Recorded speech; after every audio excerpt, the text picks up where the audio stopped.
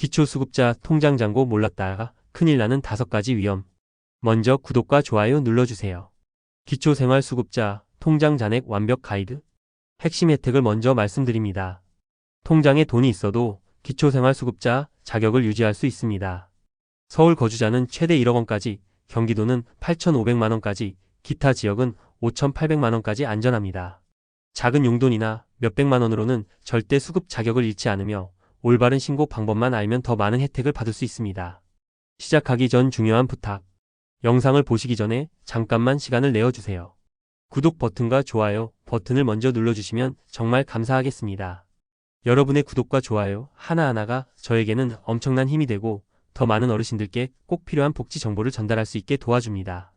특히 요즘같이 복지 정보가 복잡하고 어려운 시대에 정확한 정보를 찾기가 얼마나 힘든지 아시잖아요.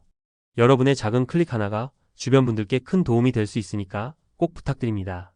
알림 설정까지 해두시면 새로운 복지 소식을 놓치지 않고 바로 받아볼 수 있어요.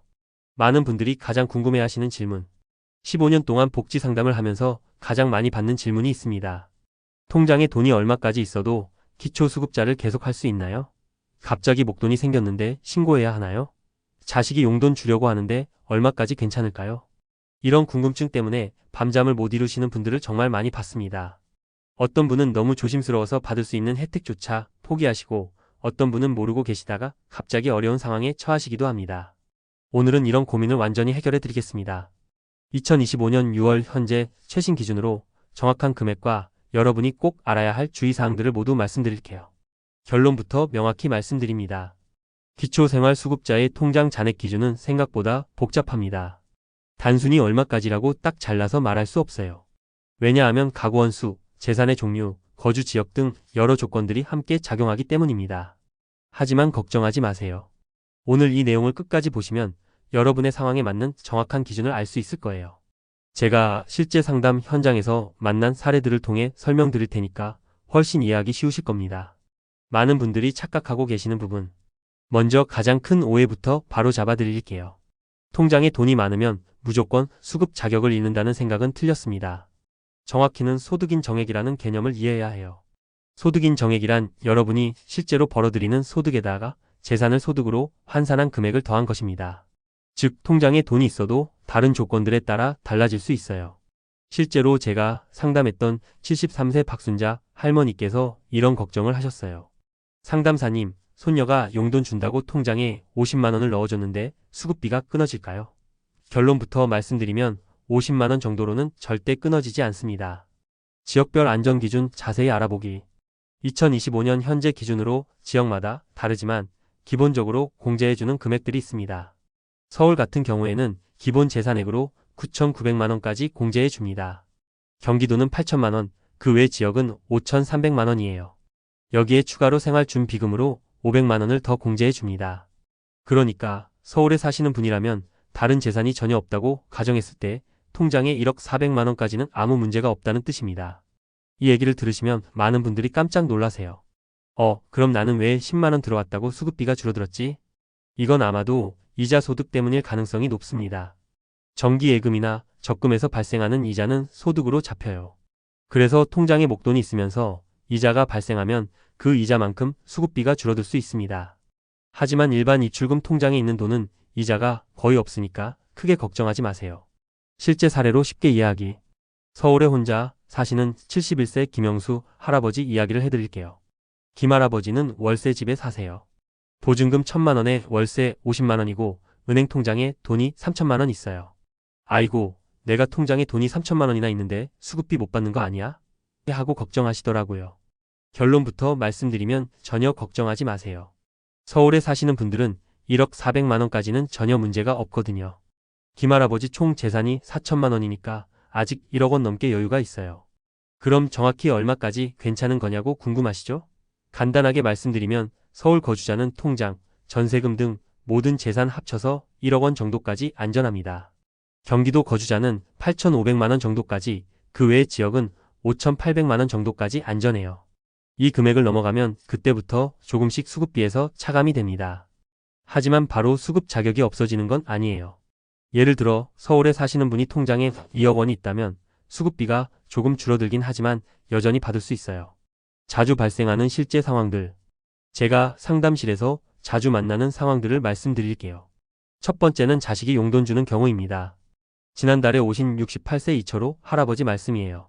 상담사님, 아들이 매달 30만 원씩 용돈을 주는데 이게 문제가 될까요? 통장에 쌓이고 있어서 걱정이에요. 걱정하지 마세요. 매달 30만 원씩 받아도 1년에 360만 원, 10년 받아도 3,600만 원이에요. 아직 안전 기준에 한참 못 미쳐요. 두 번째는 보험금 받는 경우입니다. 상담사님, 교통사고로 보험금 500만 원을 받았는데 신고해야 하나요? 이것도 대부분 괜찮아요. 500만 원 정도로는 수급 자격에 전혀 영향을 주지 않습니다. 보험금이 몇천만 원씩 나오는 큰 사고라면 그때는 주민센터에 상담 받아보세요. 세 번째는 적금이나 예금 만기되는 경우입니다. 10년 동안 넣어둔 적금 1,000만 원이 만기됐어요. 어떻게 해야 하죠? 이것도 문제 없어요. 1,000만 원 정도는 안전해요. 하지만 여기서 중요한 건 적금을 다시 가입하지 마세요. 왜냐하면 적금 이자는 소득으로 잡혀서 수급비가 줄어들 수 있거든요. 차라리 일반 통장에 그냥 놔두세요. 신고 의무에 대해 정확히 알아보기. 많은 분들이 언제 신고해야 하는지 모르겠어요 라고 물어보세요. 간단하게 정리해 드릴게요.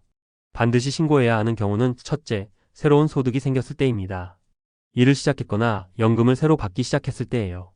둘째, 가족 상황이 바뀔 때입니다. 자녀가 취업했거나 결혼했을 때죠. 셋째, 큰 재산이 생겼을 때입니다. 부동산을 샀거나 큰 보험금을 받았을 때예요. 반대로 신고 안 해도 되는 경우는 첫째, 용돈 받을 때입니다. 자식이 주는 생활비나 명절 용돈은 괜찮아요. 둘째, 작은 보험금입니다. 몇백만 원 정도의 상해 보험금은 문제없어요.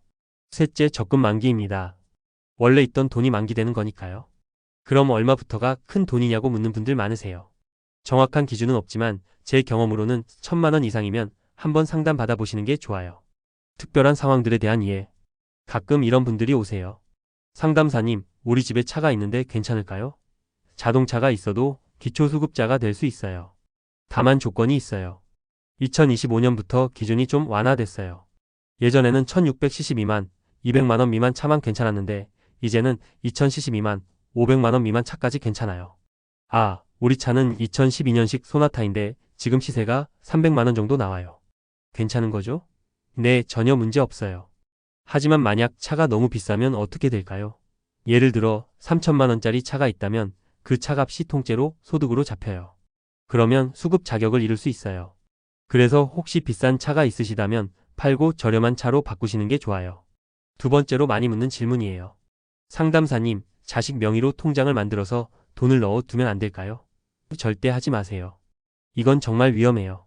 복지 담당자들은 가족들 통장까지 다 조회할 수 있어요. 만약 자식 통장에 돈이 많이 들어있으면 이게 부모님 돈 아니에요? 라고 물어봐요. 그때 거짓말하면 더 큰 문제가 돼요. 실수하기 쉬운 함정들. 제가 15년 동안 상담하면서 자주 본 함정들을 말씀드릴게요. 첫 번째 함정은 생명보험 해약금이에요.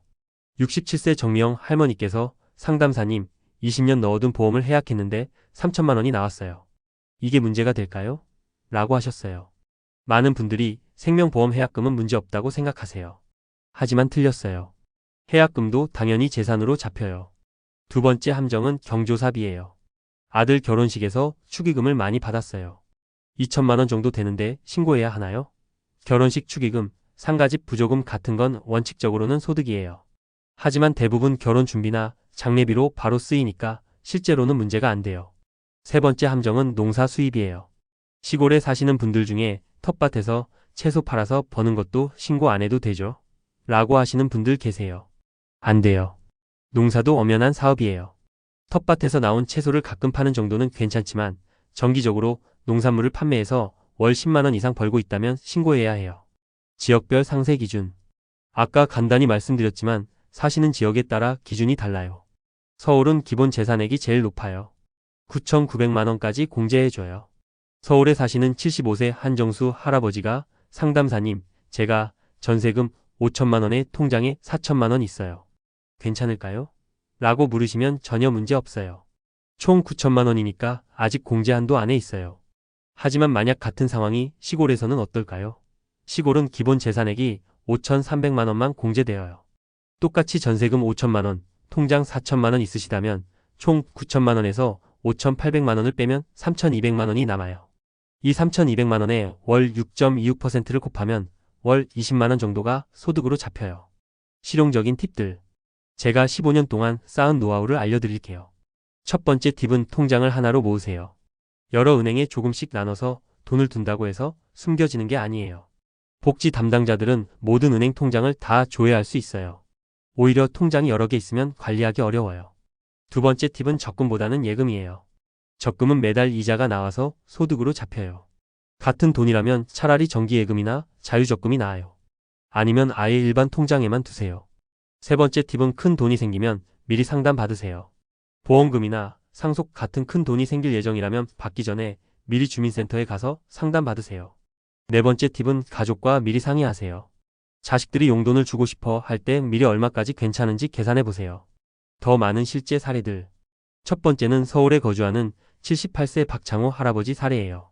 박 할아버지는 아파트 전세금 8천만 원, 통장에 2천만 원이 있으셨어요. 그런데 아들이 매달 50만 원씩 용돈을 주신다고 하더라고요. 상담사님, 용돈 받아도 될까요? 라고 걱정하셨는데 전혀 문제 없다고 말씀드렸어요. 두 번째는 부산에 거주하는 72세 김순희 할머니 사례예요. 김 할머니는 남편이 돌아가시면서 유족연금 월 45만 원을 받게 되셨어요. 그 전까지는 생계급여를 76만 원 받으셨거든요. 이제 수급비 못 받는 건가요? 라고 오셨는데 아니었어요.